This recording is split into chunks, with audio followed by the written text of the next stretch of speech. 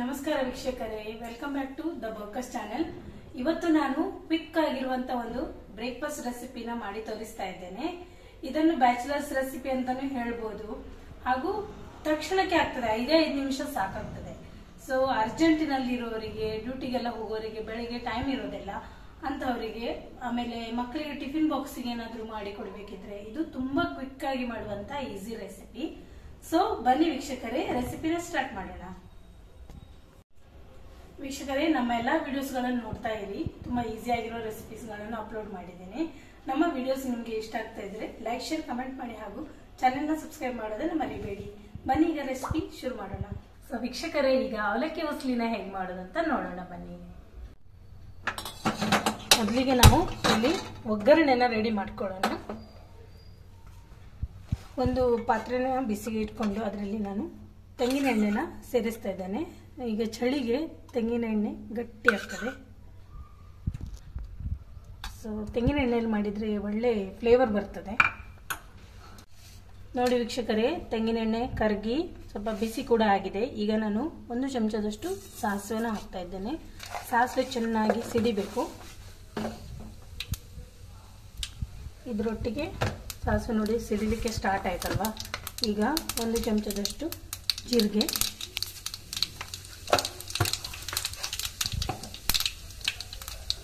ಆನಂತರ ಚೂರು ಸೋಂಪು ಕಾಳನ್ನು ಹಾಕ್ತೇನೆ. ಇದರಿಂದ ಅವಲಕ್ಕಿಯಲ್ಲಿ ಒಂದು ಚೆನ್ನಾಗಿ ಫ್ಲೇವರ್ ಬರ್ತದೆ, ಪರಿಮಳ ಚೆನ್ನಾಗಿರ್ತದೆ ನೋಡಿ. ಆಮೇಲೆ ಈಗ ನಾನು ಕರಿಬೇವು ಸೇರಿಸ್ತಾ ಇದ್ದೇನೆ.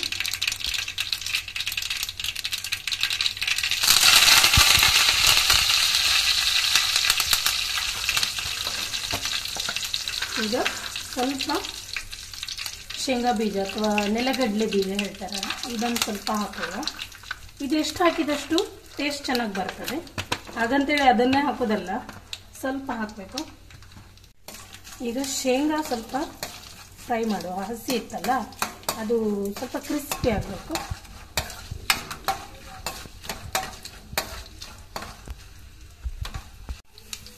ಈಗ 1-2 ಹಸಿಮೆಣಸಿನಕಾಯಿ ನಾನು ಕಟ್ ಮಾಡಿ ಇಟ್ಟಿದ್ದೆ. ಈಗ ಉದ್ದಕ್ಕೆ ಹಾಕ್ತಾ ಇದ್ದೇನೆ. ಹಸಿಮೆಣಸು ಹಾಕಿ ತಕ್ಷಣ ಅದು ಸಿಡಿತದೆ, ಸ್ವಲ್ಪ ಜಾಗ್ರತೆ ಬೇಕು.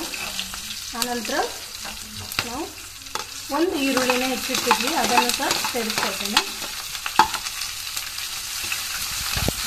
ಈಗ ಇದು ಚಂದ ಮಾಡಿ ಫ್ರೈ ಆಗಬೇಕು. ಈರುಳ್ಳಿ ಕರೆಕ್ಟಾಗಿ ಫ್ರೈ ಆಗಬೇಕು, ಆವಾಗಲೇ ಒಳ್ಳೆ ಟೇಸ್ಟ್ ಬರೋದು.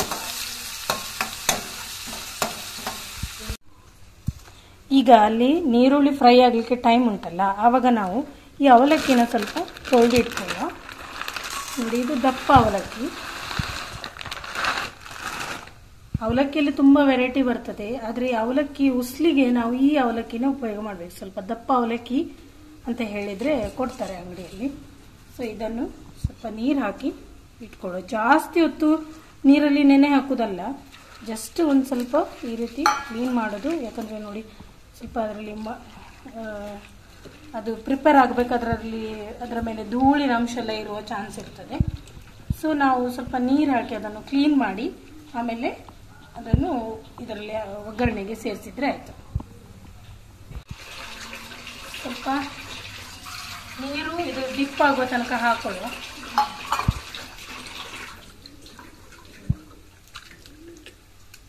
ಒಂದ್ಸರ್ತಿ ನೀರು ತೆಗೆದ್ರೂ ಏನು ಪರವಾಗಿಲ್ಲ. ನೋಡಿ ವೀಕ್ಷಕರೇ, ಅವಲಕ್ಕಿನ ಒಂದ್ಸರ್ತಿ ನಾನು ಕ್ಲೀನ್ ಮಾಡಿ ಇಟ್ಕೊಂಡೆ. ಇದನ್ನೀಗ ಒಗ್ಗರಣೆಗೆ ಸೇರಿಸೋದು.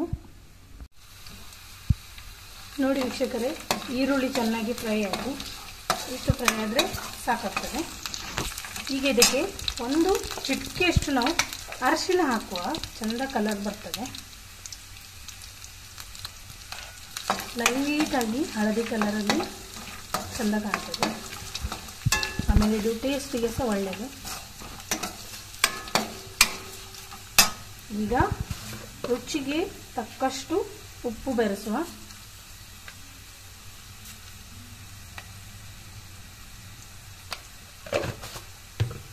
ಒಂದ್ಸರ್ತಿ ಬೆರೆಸ್ಕೊಳ್ಳುವ.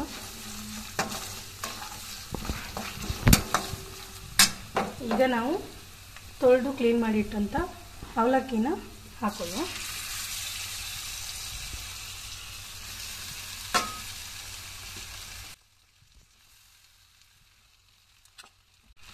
ಈಸಿಯಾಗಿ ಮಾಡ್ಬೋದಾದಂಥ ಒಂದು ಹೆಲ್ದಿ ರೆಸಿಪಿ ಇದು. ಈಗ ನಮಗೆ ಟೈಮ್ ಇಲ್ಲ, ಕ್ವಿಕ್ಕಾಗಿ ತಿನ್ನಬೇಕು ಅಂತಂದರೆ ನಾವು ಹೊರಗಿಂದ ಏನಾದರೂ ಇನ್ಸ್ಟೆಂಟ್ ಫುಡ್ಡನ್ನು ತಿಂತೇವೆ, ಜಂಕ್ ಫುಡ್ಡು. ಅದು ಒಳ್ಳೆಯದು ಅಲ್ಲ. ಆಮೇಲೆ ಬ್ರೇಕ್ಫಾಸ್ಟ್ಗೆ ನಾವು ಹೆಲ್ದಿ ತಿಂದಷ್ಟು ನಮ್ಮ ಆರೋಗ್ಯಕ್ಕೆ ಒಳ್ಳೆಯದು.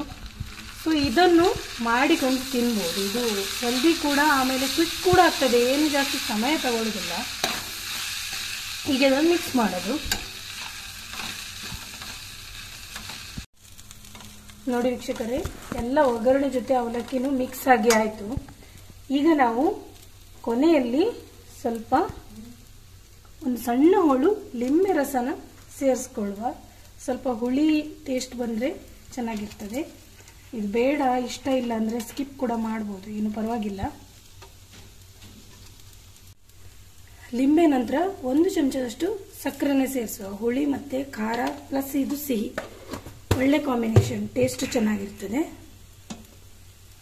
ಆಮೇಲೆ ಕಡೆಯಲ್ಲಿ ಸ್ವಲ್ಪ ಕೊತ್ತಂಬರಿ ಸೊಪ್ಪನಿಗೆ ಉದುರಿಸ್ಕೊಳ್ಬೇಕು. ಮಿಕ್ಸ್ ಮಾಡುವ. ಹಾಗೂ ಲಾಸ್ಟಲ್ಲಿ ಸ್ವಲ್ಪ ಕೊಬ್ಬರಿ ತುರಿನ ಹಾಕ್ತಾ ಇದ್ದೇನೆ. ಇದು ಕೂಡ ಬೇಕಂದ್ರೆ ಹಾಕಿ, ಬೇಡಂದ್ರೆ ಸ್ಕಿಪ್ ಮಾಡ್ಬೋದು. ನನಗೆ ತುಂಬ ಇಷ್ಟ, ಅದಕ್ಕೆ ನಾನು ಆ್ಯಡ್ ಮಾಡ್ತೇನೆ. ಆಮೇಲೆ ಹೆಲ್ತಿಗೆ ಸಹ ಒಳ್ಳೆಯದು. ನೋಡಿ, ಈಗ ಎಲ್ಲ ಮಿಕ್ಸ್ ಮಾಡಿದರೆ ಆಯಿತು. ಕ್ವಿಕ್ಕಾಗಿ ನಮ್ಮ ಅವಲಕ್ಕಿ ಬಾತ್ ಅಥವಾ ಅವಲಕ್ಕಿ ಉಸ್ಲಿ ರೆಡಿ ಆಯಿತು. ಇದನ್ನೀಗ ಬಡಿಸೋದು, ತಿನ್ನೋದು ಅಷ್ಟೇ, ತುಂಬ ಕ್ವಿಕ್ ಇದೆ. ಸೊ ನೋಡಿದ್ರಲ್ಲ ವೀಕ್ಷಕರೇ, 5 ನಿಮಿಷದಲ್ಲಿ ನಮ್ಮ ಅವಲಕ್ಕಿ ಉಸ್ಲಿ ರೆಡಿ ಆಗಿದೆ. ಸೊ ಇದನ್ನೀಗ ನಾನು ಬಡಿಸಿ ತೋರಿಸ್ತೇನೆ.